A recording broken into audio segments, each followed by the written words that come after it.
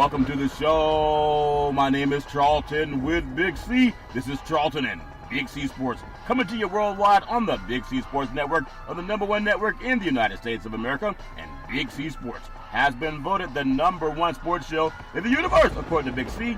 And them good old boys down south, I want to say bienvenidos to all of our listeners in Latin America, also across the pond, in London, England, as well as Paris, France. Of course, you good old boys in Canada. You know we love you in Africa, the Big C tribe. But there's no one we love more than the good old boys down south, in the land of the free and the home of the brave, on a beautiful March the 22nd, 2019. Big C, how's it going for you good old boys down south? Charlton, it's a beautiful sunny spring day. You know, I had the smoker full of meat from down at the neighbor's place. at the grocery store that I went down and picked up. Yeah. You know, sit back, going to eat a house, bait the dogs farewell, Charlton. Going to figure out a half a gallon of ice cream for dessert. Yeah, ice cream, I hear that's good for you, but some people say it's not that good for you. Well, I don't know if they believe in that. I think ice cream is good for you. It doesn't have to be healthy, but it does taste good. A lot of good things happening all over the sports universe, especially when you think about some of the people who have been out there waiting for their team to get in the March Madness, and it's one and done. It doesn't make any sense how people can lobby to get in there and then knock that right away. A lot of good things have settled down with the free agency. I guess there's still some big names to come, but most of the big names have already happened. And then we have the conclusion of the Mueller report today. Allegedly, there's always another page to turn, but it seems like there's no more indictments coming down, allegedly, and that's what we hear so far. I want to say today's show is sponsored by your Northern California Cadillac dealers, home of the all-new Cadillac Escalade, the standard of the world. And when you go by and test drive yours, tell them Charlton and Big C sent you. I know everybody loves sports, and we love it so much that we talk about how great people are and how hard they play the game. But I want to just get your thoughts on, no one really spends a lot of time with this March Madness going on. Is there any extra thought about fans? They're wanting to regionalize games now, which is good. But oftentimes, no one considers the fans when they're having to travel across the country to see a game, and it's one and done. Your thoughts? Well, Charlton, there's never really been any consideration once the expansion of the NCAA tournament came about, from 16 to 32 and then 64 teams, Charlton. Yeah. That you want to try, as the selection committee does, Charlton, they want to get what they feel is the top 4 teams in the country into the tournament. Yeah. Which is not how the tournament originally was set up, Charlton. It was set up on a regional basis. Yep. And so that fans could attend those regions. You had a Western region, Charlton. You had an Eastern region. You had a Southern region and a Midwestern region. Yeah. And that way, fans from those regions, Charlton, everybody can't always afford to fly and take time off from their job to fly across country. Yeah. You can a lot of times drive to those games, Charlton, or at least take a short flight, an hour and a half flight to get to one of those, site cities. Yeah. And I think, they took it out of the fans' perspective, Charlton, on this 64-team expansion. Because it's all about the economics, what they're going to make for as the NCAA. And now it's become a $900 million payout, Charlton, that the NCAA is going to receive for the tournament from television broadcast. That's incredible. So they're thinking about moving as many teams around the country. They don't care about the attendance because they're making money from the broadcast networks, Charlton. That's incredible. It's just like all the money that you think about. And the Powerball lottery, won by Big C Sports on Saturday, is $627 million, Big C. That means we have enough money to draft at least 2 baseball players, Big C, and pay them. Your thoughts, Big C? we can put some max contracts out there, Charlton. We can start our own baseball. But you think they would let us in as African American, Charlton, owning a team? Right there, that's going to be a roadblock. They're going to say, well, we don't know if we want to let them in. They can play, but they can't sit in the box with it. They might tell us to shut up and dribble. At least we can restart the Negro Leagues. But obviously, when you think about the money that's made in March Madness, it's a good and bad thing. I just ask everyone to consider if they did not pay the coaches for March Madness because they want to do it for love, and they're still finding a way to rip off players. But I want to get your thoughts, and you mentioned the money. The reason college is such a lovable thing with the NCAA tournament. Each school gets about $1,670,000 for just participating, not winning, but for participating. And the players don't receive a dime. Now, that's the free labor, and they say thank you for the free labor. But when people really think about it, You don't have to win to get $1.67 million. You just got to show up. Big C, that's not a bad wedding prize. Your thoughts? Well, Charlton, that's for every game that you participate in. So if you're eliminated in the first round, you get to go home with the cash. Yeah. And you win, you get that cash, and you move on to the next round, Charlton, where you're going to get even another dump of that same amount of cash. Yeah. So when you think about March Madness, it is maddening, Charlton, that these universities are receiving all of this revenue. Yep. You're taking students, Charlton, out of class settings for 3 weeks. If you make it all the way to the Final Four, Charlton, you're out of school for 3 weeks. So that terminology called student athlete, is it really that, Charlton, come March Madness? Because now you're just an athlete who is not being a student because you're no longer able to attend your classes, Charlton. Yeah. You're on the road traveling. You have to practice. You got to look at tape. You know, it's like Sam Ellinger, the quarterback for the University of Texas, said. You're serving an internship where you have to do your 40 hours a week plus travel. Yeah. And you're not getting paid. Yeah. I mean, it's becoming more and more, knowledgeable about that, especially when you look at the tournament. From a player's perspective, we're not getting anything. Yeah.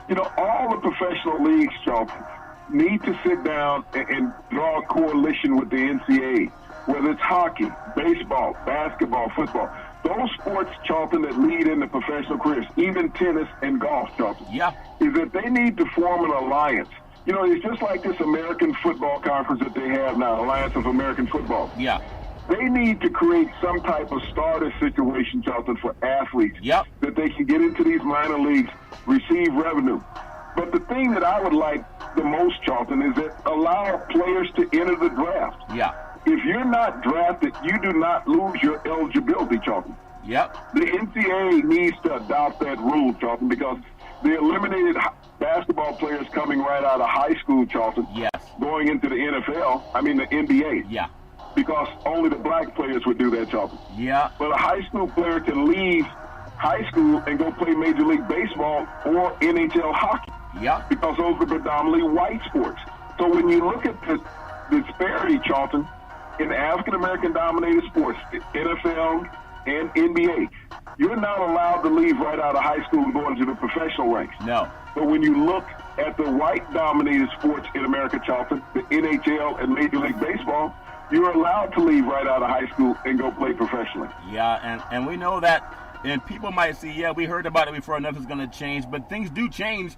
They only change after you talk about them and you let people know about it. That's the only way that it changes. I do want to say a special happy birthday to someone out there in the universe. And you know who you are. I want to wish you a happy birthday, and may God bless you with many, many more. But everybody knows it's a great time for the sport. It's a great time for the sport. And when you think about some $900 million generated by NCAA tournament that you talked about, is 68%, actually 68 of the teams, black men are 2.4% of the undergraduates. So you think people are going to school to get a good education. If you can get one, that's great. But when you think about that, that's the student body. But when you look at the makeup of these teams, about 60% or more are African American.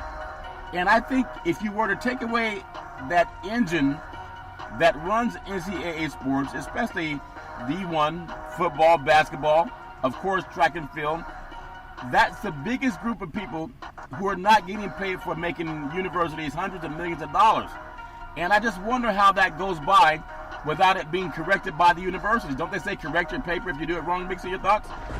Well, Charlton, that's what it's all about, giving someone the proper guidance. Yeah. But when you look at the disparity of student bodies versus athletics, Charlton, so your major chance of getting into a university is being an athlete if you're African American. When you talk about less than 2.5% of the undergraduates in all the major teams, Charlton, playing in this tournament, men's tournament, are African American. Yeah. So, when you look at that, you got to realize they all have football teams. Yeah. They all have basketball teams. They all have baseball teams. So all of them, Charlton, have African Americans in their universities playing sports. Yeah. The track teams, Charlton, they're participating in those. Yeah. So when you think about that, and this is the disparity in America, that of the NCAA tournament, Charlton, only 2.4% of the undergraduates in all of these 64 major universities, Charlton, are African American. Yes. And so we've constantly talked about diversity, having an opportunity in life, Charlton. Yes. But if only 2.4% of your academia, Charlton, can be African American, how will there ever be equality in America? The disparity in the workplace, Charlton, because you're not going to let them in school. We've seen how so many white kids have gotten in school and been exposed lately about the cheating scandals, that their parents have the money to pay to get their test scores fixed, Charlton, to get them in the institutions. So who really is the dummies in the institution? They wanted to say it was athletes. We found out that it was affluent white kids, Charlton, cheating to get into these academic universities. And the black kids, because they did not have the money, their families didn't have the money, could not get in. Even though they may have had the same GPA or test score that one of these white kids had, Charlton, when they were coming out of high school. It's interesting. There's a group of kids, I believe Asian Americans at Harvard University, that were actually suing Harvard because of affirmative action, as they don't understand they got affirmative action by even being able to come to the United States of America and enroll in school. Now, the reason they can get in is because of the civil rights movement. That's the dumb thing about some people. The races were segregated in the United States pre-civil rights. Now you have some Asian American students at Harvard wanting to sue Harvard because they feel that black Americans who marched for civil rights making it possible for the Asian students to go to Harvard. They want to sue that they think affirmative actions that people died for is preventing them from getting education. That's dumb. Had it not been for civil rights, they couldn't even come to Harvard, Big C. Does that make any sense?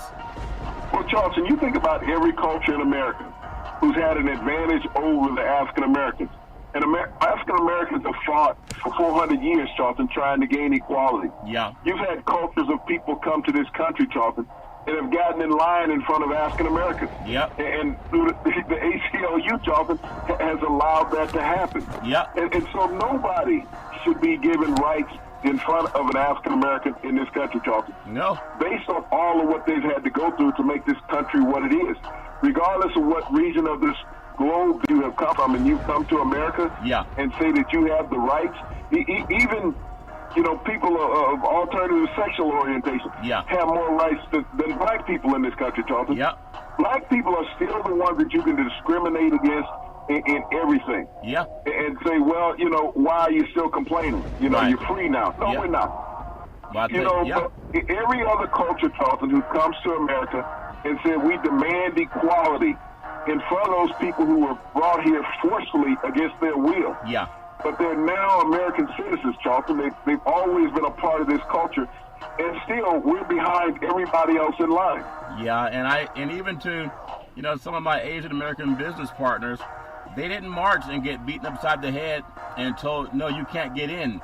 They got in after black people opened the door. They just walked right in, and that's a fact.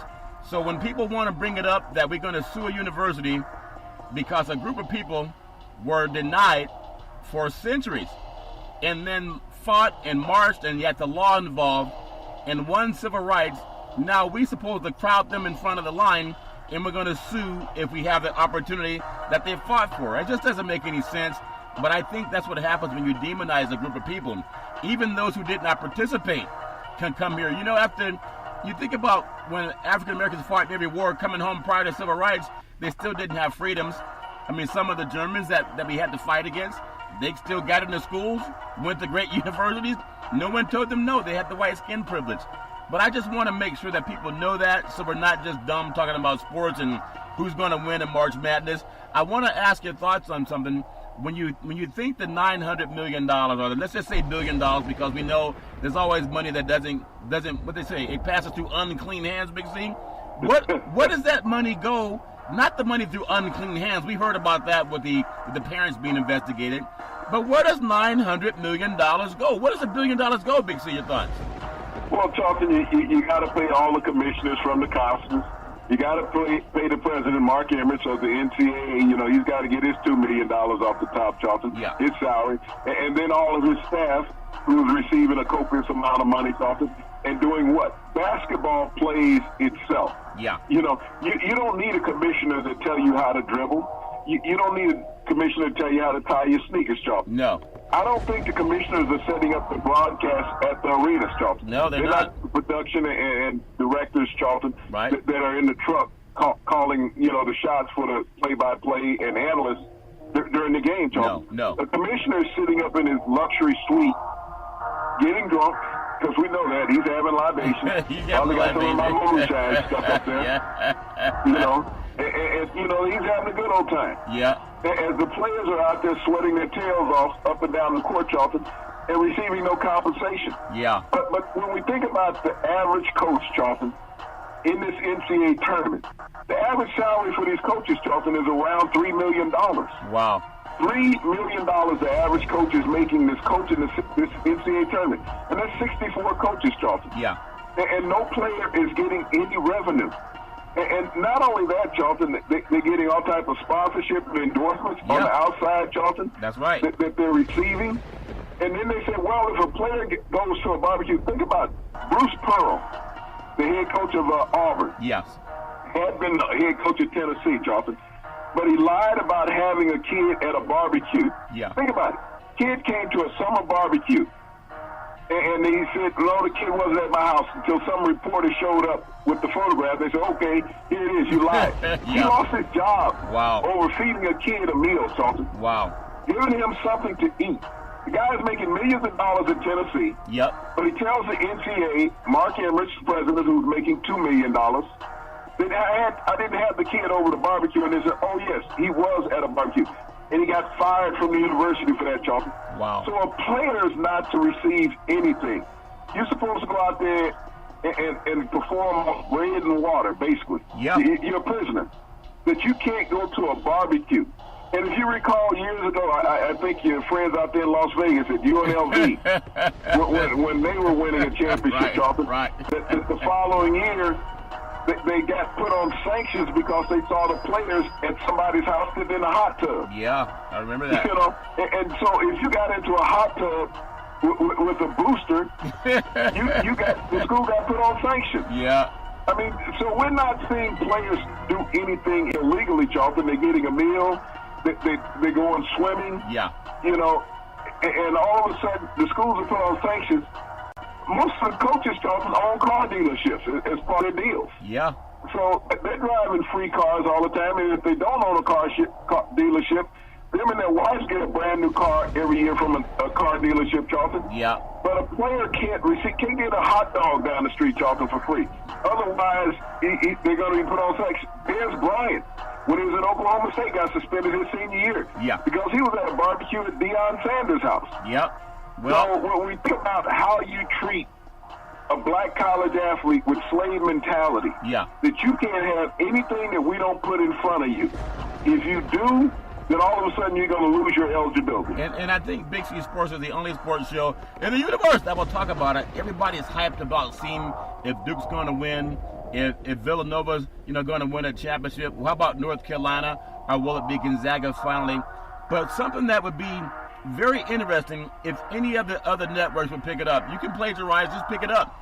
Average athletic director earns about $800,000, and the Power 5 commissioner's salaries they exceed $2.5 million. But the thing about this one shiny moment that we all love called harvest for NCAA basketball, like a farmer harvest is in August, the harvest for NCAA basketball is for white men. We just talked about the Asian students at Harvard that are suing Harvard because they think affirmative actions benefits black Americans, and black Americans come from the group of people that marched and died to make it possible for everybody to go to schools like Harvard. And now they want to turn around and just like when the Native Americans were murdered by the Europeans, they didn't thank them for teaching them how to grow vegetables and use fish guts, etc., as fertilizer. They killed them and sent the ones off to reservations. Not to make anything wrong, this is factual, you can Google it. But for all the Asian American groups, or any other group, even if you're European, thinking that you need to sue to end affirmative actions, those same groups made it possible for all people of color and the LBGT movement also. Now everybody wants to be a minority or a person of color. They just don't want to say black, though. Big C, your thoughts?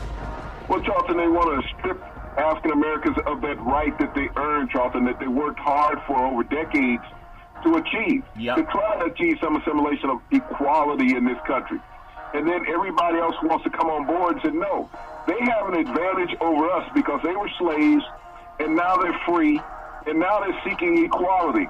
We don't want them to have equality. We feel that we should be in line in front of them, even though we've only been in this country for 20 years. We want to be in front of them. They shouldn't have more rights than us. We didn't work to build this country. We just want to take over this country. And we want to push them further back in line. Well, I got to bring it up because I hope that we'll hear it on other programs, because if we have people investigating how most of European parents are spending $100,000 to get little kids into college that are white, they're not doing it for black kids in the form of a non-profit organization. They're doing it for their own kids. NCAA data shows, and they can Google this, of these major universities, about 85% of the head coaches and about 82% of the athletic directors, they're all Caucasian men in the major 5 conferences. So who wonders why they expanded March Madness? Is it to let more teams have a chance at a championship? Or is it for good old boys, that cronyism and nepotism, white men to create more money for themselves? I think you know the answer, Big C. Your thoughts? Well, Charlton, is like going to a golf country club. You see mostly white men around, Charlton, that are entitled. And the same thing we have with the NCAA tournament. When you look at the lack of African-American coaches, Charlton, in the tournament versus the number of African-American players, Charlton, most teams in the tournament, Charlton, at some point during a game will have 5 black players on the court at one time. And so when you look at the sideline, Charlton, and the only coaches that you see are white. And so there's a huge disparity. You know, they can play, but they can't coach. This is the thing I don't understand. You don't have enough knowledge to execute as a player. Right. Now, there was an incident that occurred yesterday, Charlton, in a game with Michigan State. With Tom Izzo with apoplectic, a la Bobby Knight, on the court at a player yelling. You can only do this in college basketball because in the NBA, one of those grown men will reach up and grab you. Ask Latrell Sprewell about that in Golden State. You know, but to do that during a game, to berate an African-American player, Charlton, in front of a white national audience, majority white national audience, and the arena was majority white. And they said, and you know, people come on air defending him today, Charlton. Well, it was a teaching moment. BS. It was no teaching moment, Charlton. That was a berating moment, Charlton. Because I don't see you berating white players like that. No. You don't recruit the white players to put on the floor. To put you in an opportunity to win a national championship, Charlton. But for him to go out like that and be dismissed by the media, saying that it's okay, that the player wasn't bothered about it, Charlton. The little kid that you talked about sneezing and his mother asked him if it was okay. Think about if somebody had walked up and yelled at this kid. Even if it was a family member, Charlton. You think that the mother would have been accepting of that, Charlton? That it would have been okay that somebody come up and yelled at that little white child, Charlton? But the media is saying that African Americans should expect that and accept that when it's happening to you. And who knows how many times it's happened before. Charlton, if he did it on a national broadcast, he's done it in practice. Without the cameras around. That's a normal modus operandi of Tom Izzo, Charlton. To berate and belittle his players like that. And he gets caught on camera doing it, and people wanted to give him a pass. Said it's a teachable moment. They don't feel that the player was bothered or upset by what occurred. Yes, he was, because there was a player getting between him because this player wanted to come after the coach.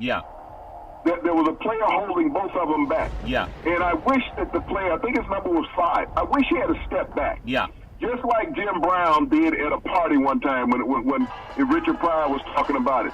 Talking about this guy got belligerent with him, talking about, you know, he didn't care about Jim Brown and he would mess Jim Brown up. I remember that. And guys grabbed him and held him back. And Jim said, gentlemen, I believe if you let the man go, he can express himself a little better. And he started whispering to everybody, don't anybody take any finger off my body because I will kill you if you do. I remember that, the great Richard Pryor, And so when I'm looking at this incident with Tom Izzo yesterday, Charlton, I was extremely bothered. Yeah. Because this is an African-American man, Charlton, Yep. who may have his only opportunity to get a career job, Charlton, by playing for this coach. Yep. And taking the crap that this coach wants to give him. Well, but this is a situation where we see in professional sports, Charlton, players get fined. Yeah. Okay. Yes. Look at what Russell Westbrook just did. Did he cuss that fan out? No, he didn't, Charlton. He got hit by a $25,000 fine by Adam Silver. Yes. For somebody berating him. Well, the commissioner of the Big 10, Big 23 conference, Big 19, it seems like now lately, Big C. And will Mark Emmert, yeah, the president of the NCAA, come down on Tom Izzo with an extreme fine, Charlton? No, they won't, because he's a white guy that's expressing himself and being very emotional at the time. Yeah. Well, and the player wasn't bothered by it. This is the discrepancy that we look at constantly.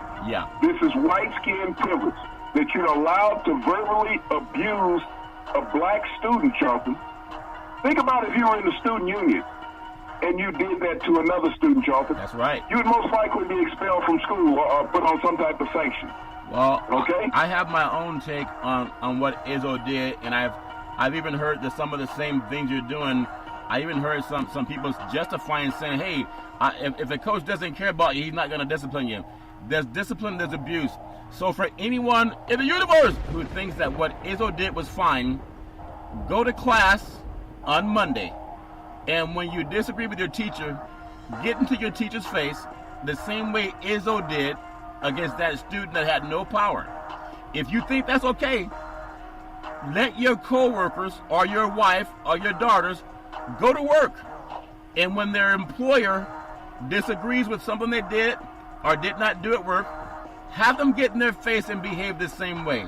You know, we talk about no excuse for domestic violence. It happens with men and women. If you think that's okay what Izzo did, the next time you see a reporter on TV, talk to that reporter the way Izzo did to that boy. And even more egregious than that, the next time Izzo has a press conference, get in the face of his wife or one of his children and berate them the same way.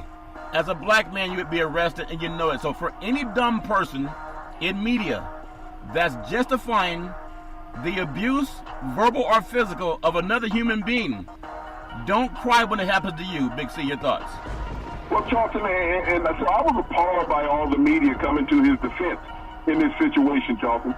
You know, because as athletes, think about how athletes are treated by the public, Charlton. They're treated as imposing and menacing figures, especially the African Americans. Shut up and dribble. That you're a threat to society. Yeah. And here's a coach, Charlton, taking the guy on. And like I said, I wish that the other player had stepped aside and say, hey, go at it, the two of them. Yeah. And see how far the coach would have gotten in that scrap. But I guarantee you, Charlton, the student would have lost his scholarship. Oh, yeah. He'd have been expelled from the university. Would have been arrested. Would have been nothing happened to the coach. He would have been arrested, There's not going to be anything said about this incident afterwards. And I wonder what they said to Izzo in his press conference, Charlton, for him to justify his attack of this student athlete. Yeah. You know, we know the problems that have been had at Michigan State with Larry Nassar. Yeah. Abusing all the female gymnasts. Same mentality. And this is the same mentality that Izzo has. Izzo has covered up several infractions of sexual misconduct from basketball players, Charlton, during his tenure at Michigan State, yep. as well as Mike D'Antoni, the football coach, Charlton. Yep. This is a culture of berating people in that environment at Michigan State. The athletic director has allowed it, the dean has allowed it, and the coaches have facilitated it, Charlton. Yeah. So I think that the NCAA at some point needs to step in to Michigan State in a serious way, like the federal courts did, Charlton, and start putting penalties on people like they did Larry Nassar. I'm not saying that they all are going to go to prison, Charlton, but somebody needs to lose a job over this. Well, if what Izzo did is okay, then let every student athlete yell at the teacher and cuss at the teacher when you thought you earned an A or a B, but they gave you a C. If you think that's behavior, and that's on national TV, he's representing the university, probably one of the highest paid employees for the state of Michigan as a coach on a basketball team, a major college basketball team. And no matter how people look at it, and there are people who say, well, that's okay, that's called abuse. And you want to know what it looks like? You just saw it. But they don't. I mean, imagine if that player had done that to one of the white cheerleaders. It would be all over the news. Oh my God, I can't believe he threatened her. He was menacing. You do that in an airport to a TSA agent, you're going to get arrested. Yeah. Okay? You go off like that against a TSA agent in an airport, you're going to get arrested. Do that in a courthouse, Charlton. You're going to get arrested, okay? Yeah. Do that in any major corporate office in America, Charlton. You're going to be removed by security if not arrested. Yeah. Tom Izzo gets a white privilege pass, Charlton, Yeah. on doing that because he was doing it to a black male, Charlton, so it was acceptable. He should have thick skin. And I don't understand what this thick skin is. Why is a black person's skin supposed to be thicker than a white person's skin, Charlton? Yep. His nerve endings are the same. His sensitivity level is the same. And by being an athlete, he normally has to go through more than anybody else. And he should not have to be denigrated on national television and be accepted by the rest of society in that way, Charlton. No, he shouldn't. And again, I'll say for the men and women who condone that, what you saw in public, it's probably worse than in private. But what you're telling women and men is when they're on a date with that significant other, I'm yelling at you because I got tough love for you. I'm slapping you around because I got tough love. That's garbage. That is pure garbage. If you think it's okay, go have someone yell at you when you're at work and get up in your face in front of the whole conference. When you're having a conference at work, have somebody get up and slam you, verbally assault you, and attack you, and menacing, threatening you in front of the workforce. You would file a lawsuit. He did it on TV. Well, think about this, Charlton. Just like we said, you don't see any white coaches in the NBA pulling that crap. No. You honestly don't. Because these are grown men. Yeah. Okay, they generally make more than you as a coach, all right? Yeah. And they have no problem taking you out. We could, like I said, Latrell Sprewell and P.J. Carlissimo. Yeah. With the Warriors decades ago, Charlton, when P.J. thought he was still in college. Yeah. He thought he was still in college coaching after he'd gotten a coaching job with the Warriors, and all of a sudden he goes off on Latrell Sprewell, and Latrell Sprewell let him know this is not how we handle things on this level. Yeah. We are grown men over here. You cannot take a scholarship away right now. Yep. But I will take some breath out of you if I can. Yeah. And so a scrap ensued, and his teammates had to pull him off.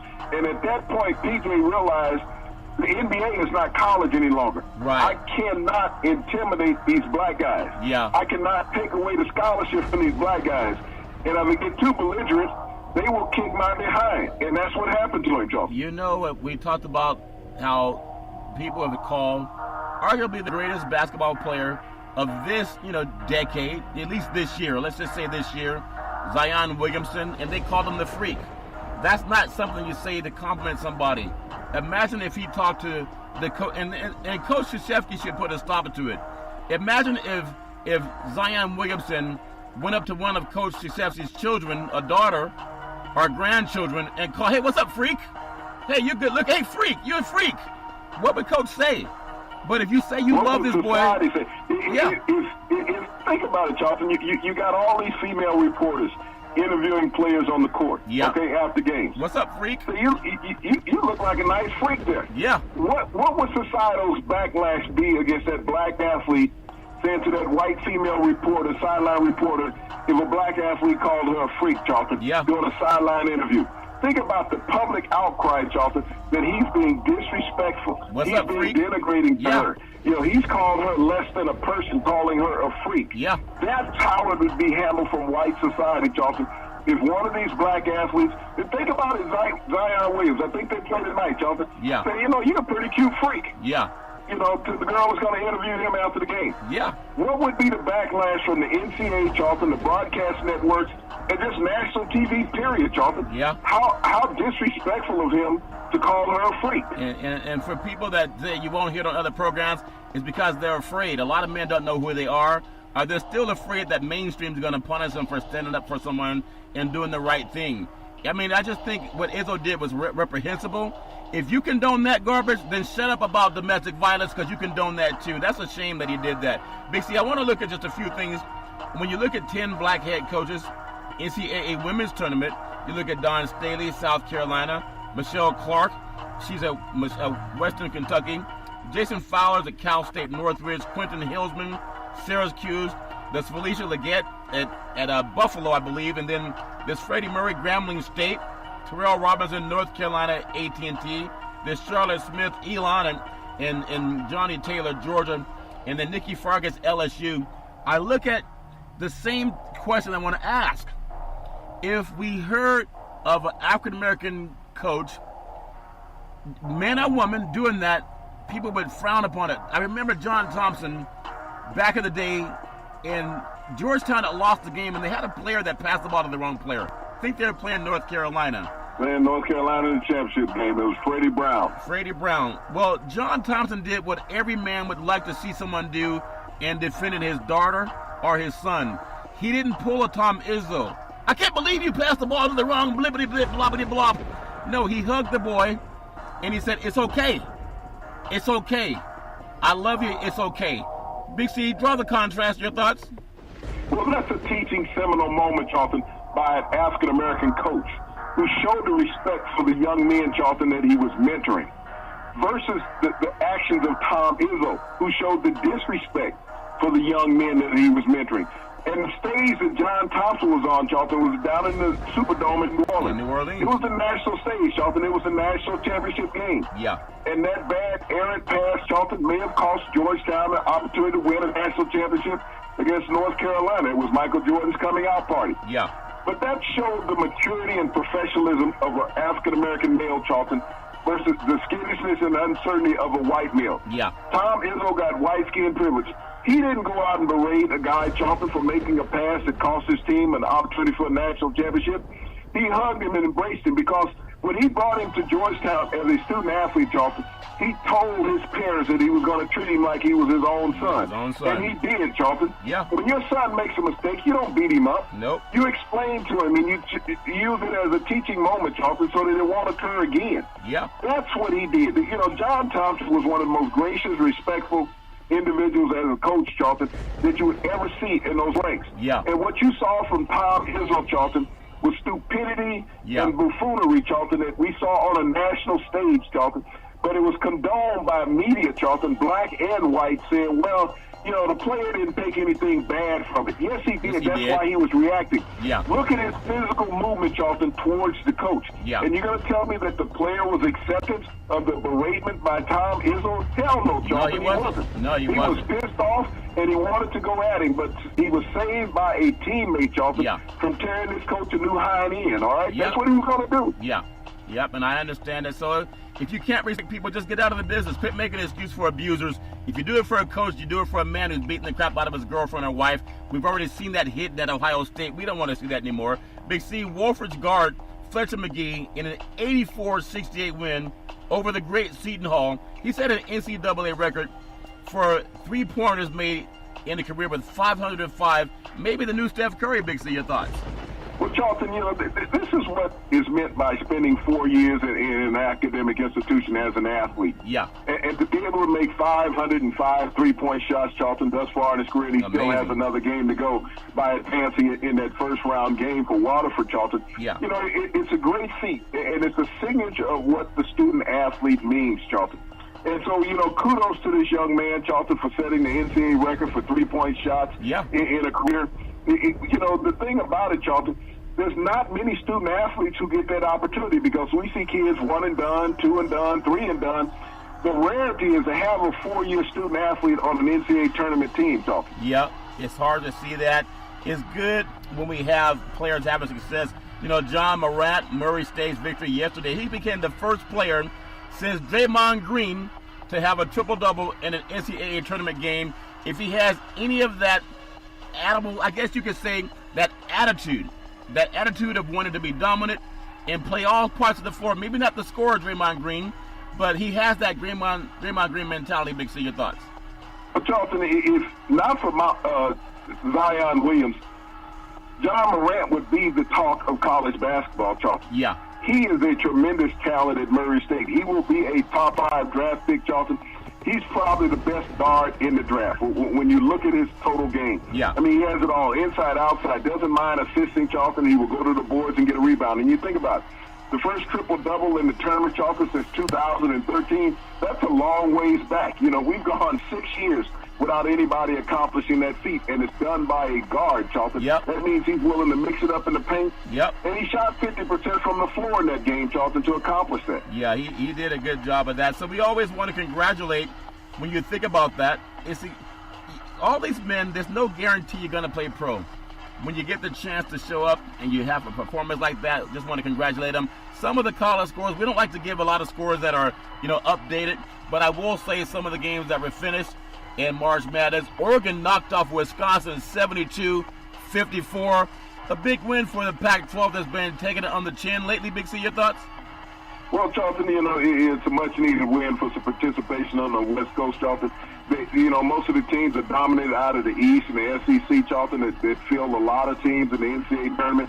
But Oregon represents the Pac-12 quite well today. Yeah, and Arizona State took it on the chin. They fell to Buffalo 91-74. You look at University of Virginia over Webb, 71-56. Tennessee, what a game. Over Colorado, 77-70. That's a Tennessee team that was pushed. At one time, they were the number one team in the country.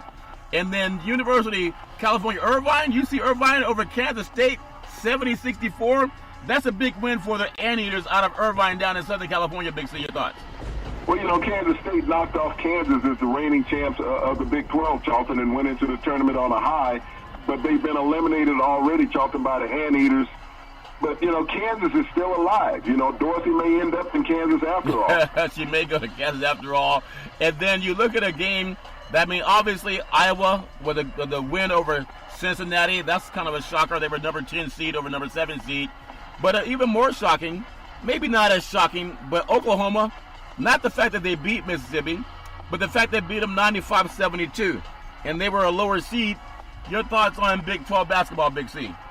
Well, that was their highest output of the season, Charlton, 95 points, and also Oklahoma's largest point give-up of the season, 95, Charlton. But, the thing about the tournament, Charlton, is that because of the parity of the three-point shot, there are no dominant teams really in college basketball anymore. No. Where you could just go out and out-physical somebody and take them down in the paint and control the game. Yeah. If you get hot on any given night in this tournament, Charlton, you're in a great position to win because that three-point shot is the equalizer. As we saw the young man, Charlton, from Wagner, set the NCAA record, Charlton. Yeah. We saw John Morant get a triple-double. Yeah, and when you look at Mississippi State today, Charlton, they had 4 players score at least 20 points in that game. Yeah, and that's the part I love about March Madness. There's no guarantee. Coach Auriemma said it the best when people said, are you disappointed you don't have a number 1 seed? And they only lost 2 games. But he said, I'm not concerned about the seed. I'm concerned about winning the games that is in front of us. So sometimes people put too much credibility on a seed. You got to focus on who's in front of you. I want to say sports is a billion-dollar industry, and boys and girls sports is the foundation to this billion-dollar industry. For every athletic and sporting event, you need athletic and event insurance. We work with Ben and Mark. They've been around half a century. They work with Big C Sports. Whether you're a pro team, a collegiate team, a high school team, or your mom and pop soccer league, when you reach out to them, let them know that Big C sent you. I want to touch on something with UCLA, their soccer coach. George Salcido has resigned. Now, he resigned following his indictment last week for allegedly, anyone can make an allegation, but allegedly took a payments totaling $200,000 as part of an extensive college admissions testing and bribery scheme. The school confirmed that Thursday.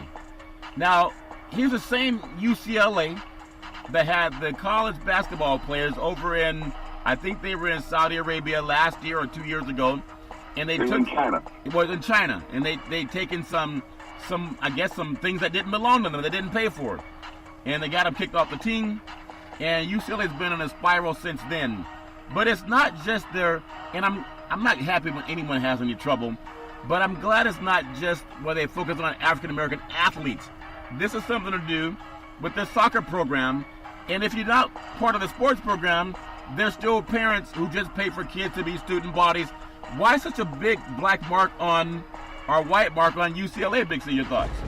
Well, Dalton, if you think about when this cheating scandal broke out, remember it was a soccer coach at Yale? Yep. That was offered a couple $100,000 bribe, Charlton, and that's how this whole FBI investigation started. It started from Wall Street. And now it's gone all the way across the country, Charlton. We saw it at USC's campus, and now it's across town at Westwood, Charlton. Yeah. This is a far-reaching epidemic that's been going on, Charlton. The FBI just happened to open up Pandora's box, and this could reach every major university across the country, Charlton. Yeah. As much as the FBI wants to look into it. But here's the coach, Charlton, allegedly taking $200,000, but he resigned because of this cheating scandal. Think about how many kids, Charlton, undeservedly got onto UCLA's soccer team, Charlton. Yeah. Because this coach was being paid these bribes. And when friends talk, they talk. Hey, I can get your son on the UCLA soccer team. You got $50,000. You got $25,000. Yeah. He can be on the roster. And some deserving kid, Charlton, is people always crying about affirmative action, saying that it's unfair.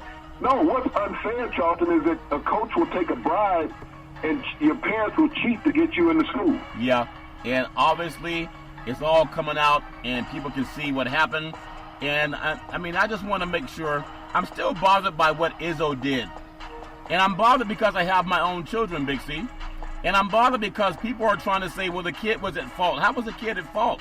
Or the kid didn't mind. That's like saying the abused person in a relationship really does not mind when someone yells at them at the point of they're nervous and intimidated, and to even go home at night, they're afraid because someone yelled at them. And we have a lot of mainstream media, a lot of knucklehead people in the Me Too movement era. If that were a black man yelling at a white girl like that, there's no way he would get the sympathy vote. Big C, your thoughts? Well, Charlton, you wouldn't get it if it had been a black coach. Think about the backlash in American media, Charlton, and on every network, not just sports networks, Charlton, news networks and outlets. Yeah. If that had been a black coach berating a white player like that, Charlton, all you got to do is flip the script here. Yeah. Where that white player had no power, no control, just like the black player had no power, no control over Izzo. Yeah. And he's going after this player, Charlton, on a national broadcast in an arena full of white people sitting in the stands, Charlton. Yep. How comfortable you think they would have been with that? Yeah. You know, this is, like I said, it reminds me of Utah. All the racial beratement that the NBA players, black NBA players, have had to take in Utah, and they've taken it in many arenas. Yeah. But Utah, because of what just happened with Russell Westbrook last week, Charlton, he gets fined by the commissioner after being berated by a fan and cussed out by a fan. Yep. The commissioner said, well, you have to take that. So if an NBA millionaire, Charlton, has to take that, think about the powerlessness of a black student athlete, Charlton. Yeah. Yeah. Who has no power, from a millionaire coach. Yeah. Who is sitting there berating him on national television. Like I said, is the NCAA going to fine Tom Izzo? Is the commissioner of the Big 10, Big 23, whatever it is, going to fine Tom Izzo? No. He got a pass from the media last night and today, Charlton. Yeah. People out there covering for him. Said the player, was okay with that. It's a character builder. It didn't bother him. He's okay with being blasted and put on point on national television, cussed out, because he wasn't saying pleasantry words to him, Charlton. No, he wasn't. He wasn't. I mean, they could have turned on the floor mic and you would have heard everything he was saying. But the director and the producer said, kill the mic. Yeah. Because you didn't want Tom Izzo spewing all his venom on national television. Yeah. But, anybody could see, because he had turned red, Charlton. Yeah. He was yelling so hard at this player and using profanities toward him. Yeah. But, this is acceptable white behavior in America, Charlton. Well, let a black head coach do that to a white student athlete, Charlton, and see what the backlash will be from America. Or for anyone, even on the Mothership or any other program, it's one thing to be admonished, but you do that in private. Okay, if he did that in private, that's still wrong. But if you think that's right, ask your program director. And I worked in a lot of television production companies, and sometimes you hear some very terse words. But if you're the guy that's on reading that script saying it's okay, have your producer come out and blast you during the middle of your show and have them blippity blip and blankety blank you, and you blankety blank this, and you and then defend it while you're doing your show. The boy was at work, a young boy at work, young man at work. That's not acceptable. If you're acceptable in that, don't ever talk about being anti-domestic violence, because that's what it is. You just happen to see it. Big Swip. The Pittsburgh writer, there's a beat out there, a writer in Pittsburgh wrote a sympathetic article, about great Ben Roethlisberger, Big Ben, saying that all the black media in television is ganging up on Big Ben Roethlisberger. And they don't understand, unlike the people who are trying to, make friends and make amends for Tom Izzo, they don't understand that he wasn't the problem. But that last year, a lot of the problem happened to be with other players. I mean, he led them to all the Super Bowl championships since he was there. So there's a lot of sympathy for Big Ben. We know his criminal background is a fact, okay? Young kid at Michigan State, he was being lambasted, and people are saying, well, it's a teaching moment. Ben had his own criminal issues. NFL's tried to cover it up. That's part of the problem. Not that black players are jumping on Ben. Ben has no character, and men with character know the difference. Your thoughts?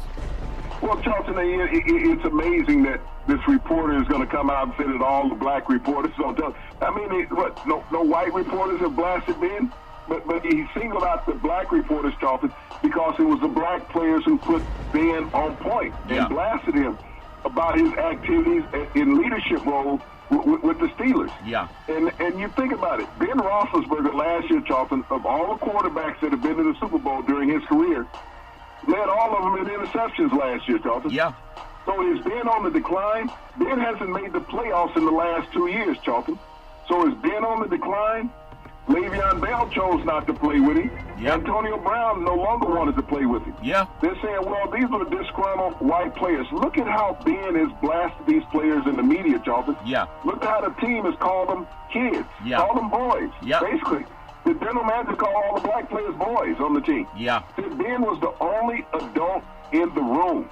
So if you're the only adult in the room, why do you want to play with a bunch of kids, Charlton? Exactly. You know they can't perform at your level. Isn't that something? And so, and what's going to be the excuse for Ben, Charlton, if the Steelers do not make the playoffs this year, if they do not win the division? Yeah, it'll be. Is it going to be because the players around him are less talented? They weren't grown men? Probably. But, when you look at what Ben has as a checkered past, Charlton, I know when not Antonio Brown, but Le'Veon Bell was suspended for the marijuana. Yeah.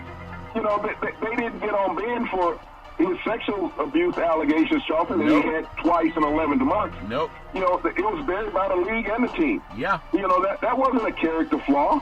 Yep. It was people, making bad allegations against him. And you can Google it. You can just Google it. Just Google it. And now, Charlton, with the disgruntledness that he had, and a player come out and said, well, Ben intentionally fumbled the ball on the play because he didn't like the play call. Right. And that player, Charlton, was in the game at the time. Yep. And Ben rubbed the ball off of him. So that player knew what was going on. Yep. And so, and here's this guy in the media saying, well, you're challenging Ben's character. Yeah. Ben challenged his character a long time ago. It wasn't the players. They got tired of it. Yep. Is that 2 years ago, did anybody question Ben when he said, I don't think I can play this game at a high level anymore? No, he said he wanted to quit, and they paid him He money. was serious, Charlton. Yeah. Because look at the last 2 years of his career. Yep. He's thrown a copious amount of interceptions. Yep. And the Steelers haven't made the playoffs. He hasn't dedicated himself to the team, Charlton. So, Ben was right about himself. Yeah. As long as you're going to give him free money and not question him, he'll take it. He'll retire on the field. Yeah, and that's what those are his own words, Big C. It's not like somebody put those words in his mouth. He said he didn't want to do it anymore. But they said, look, we're gonna give you some money anyway, and he did it. I just want to take a pause before we cover some basketball. We cover entertainment. It's real sports talk. It's real talk. It's real life. Today, the special counsel Mueller finishes his Russian probe delivered to the report to the Attorney General, U.S. Attorney General William Barr, and he says to the DOJ, Department of Justice, that no additional indictments will be coming from the Mueller probe. Why are so many guys already in jail if there's no more indictments to come? You mean that everybody that went to jail and is still facing jail time, they weren't doing it under the specific order of someone that they worked for?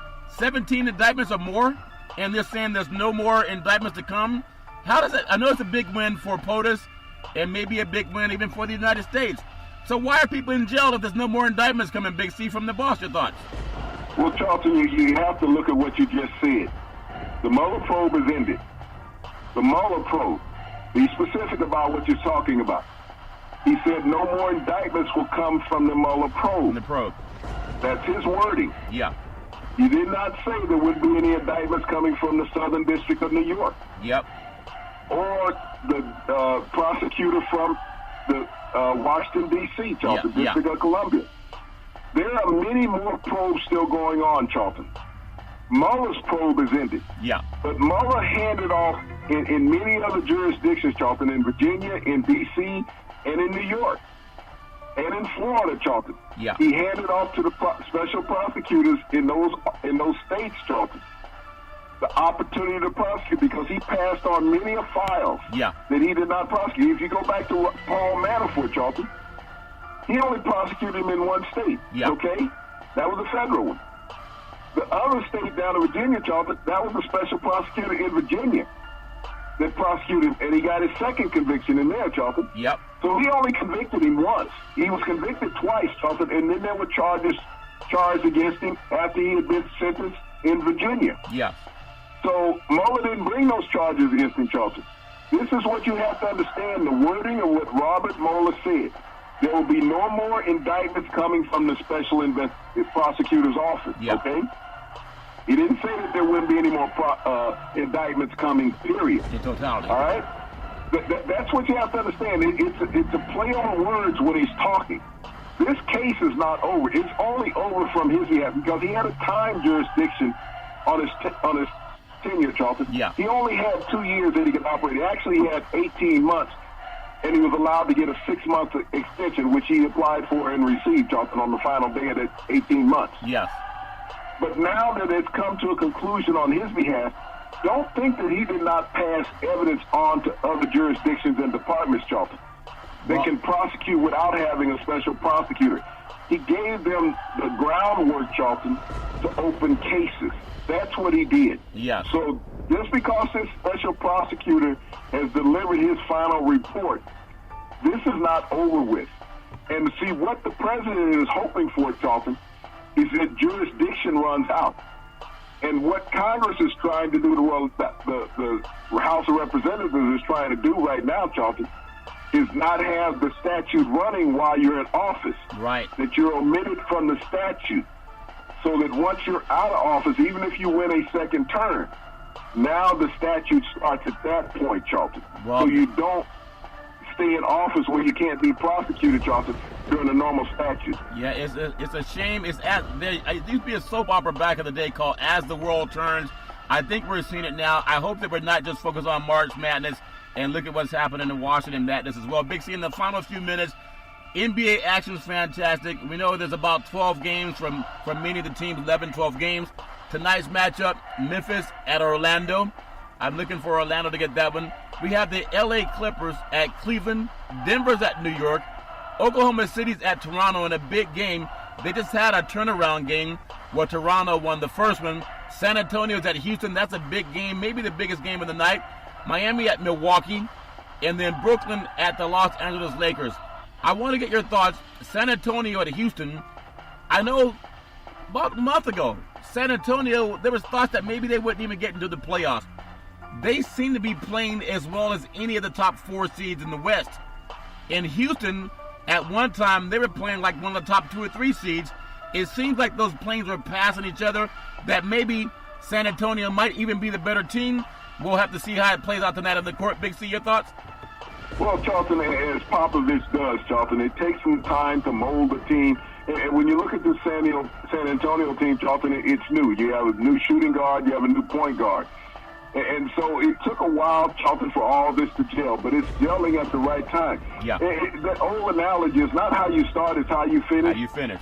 Well, this is, proof in the pudding right there, Charlton. That San Antonio has come together as a cohesive unit at the right time of the year, Charlton.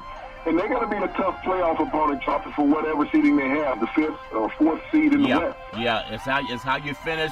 Obviously, very good basketball. Well, you think OKC gets the payback in Toronto tonight, or is it Toronto just a little bit too? I mean, they won on the road. You would think they would win at home, but you never know, Big C. Your thoughts? Well, those people up north, Charlton, they're going to be whispering real loud, Charlton, to the Houston Rockets. You're going to have Drake on the sideline rattling up the crowd, Charlton. Up there in the Air Canada Center, Charlton, it's a tremendous atmosphere to watch a pro basketball game in.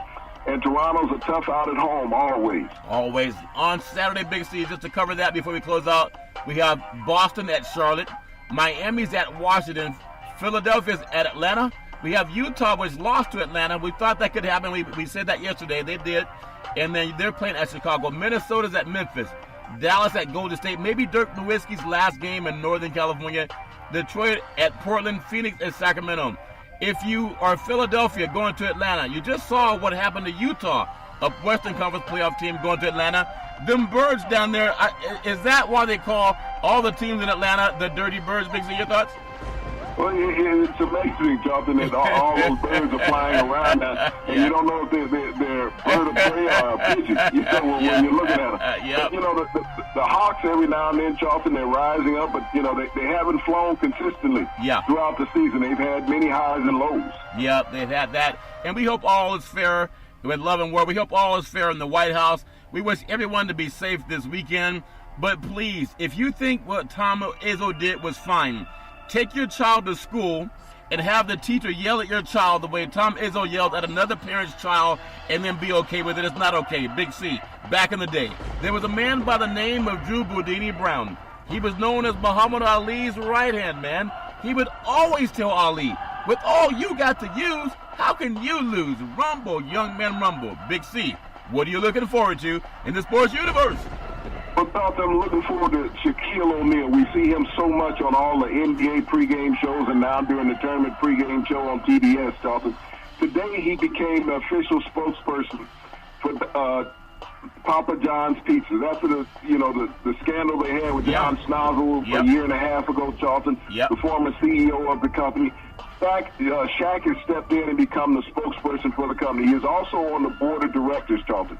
This is a company, Charlton, that's full of a lot of independent store owners. Yeah. And they all can't be held accountable for what one rude individual says, Charlton. Yep. They're still in business. They're still America, Charlton.